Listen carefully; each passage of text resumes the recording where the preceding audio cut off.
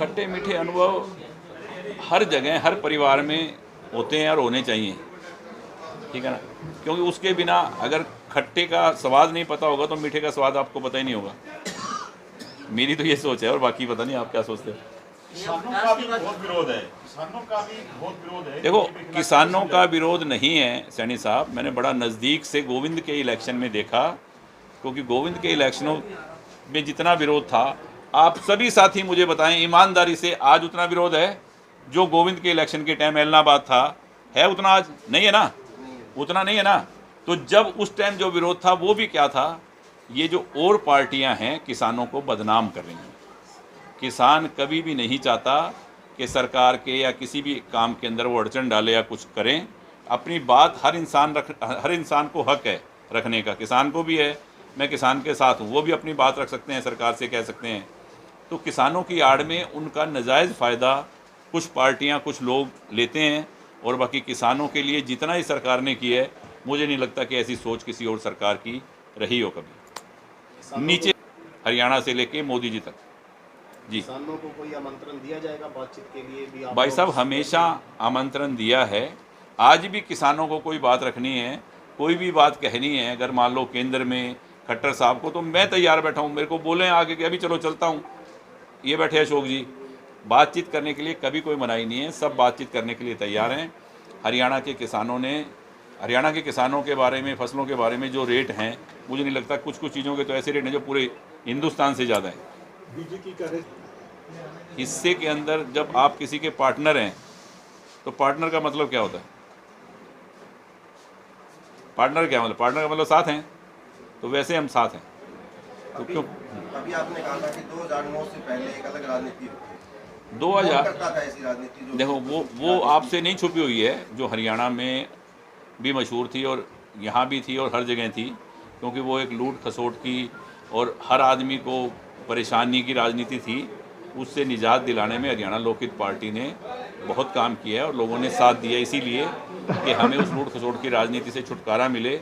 और आज हरियाणा के अंदर कौन है? हरियाणा में देखो, मैं कहूँ कि हरियाणा लोकहित पार्टी है या कोई और पार्टी है, कोई पार्टी नहीं। बात रही, अब आपको नाम लेके जो पूछना चाहते हो तो बताऊं, इनेलो की और जेजेपी की, वो अपने वजूद की लड़ाई लड़ रहे हैं, जिंदा रहने की, भी किसी तरह से हमारा चश्मा बचे और चाबी खोने से बचे, और कुछ नहीं है, कहीं से कुछ नहीं होना। 10 की 10 सीटों से जमानतें जब्त होंगी, आपके सामने होएगा जो मैं बोल रहा हूँ वही हाल। वो सिर्फ अपना निशान बचाने के लिए, अपना वजूद बचाने के लिए लोगों को गुमराह कर रहे हैं, और उनके पास कुछ नहीं है।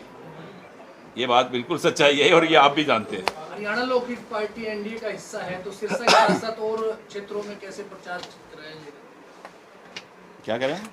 हरियाणा के और हिस्सों में भी प्रचार की कोई रणनीति बनाई? बिल्कुल है, हरियाणा के और हिस्सों में भी मैं 1-2 जगह तो जा चुका, और जहाँ देखो, हरियाणा लोकहित पार्टी हरियाणा में उनके साथ है।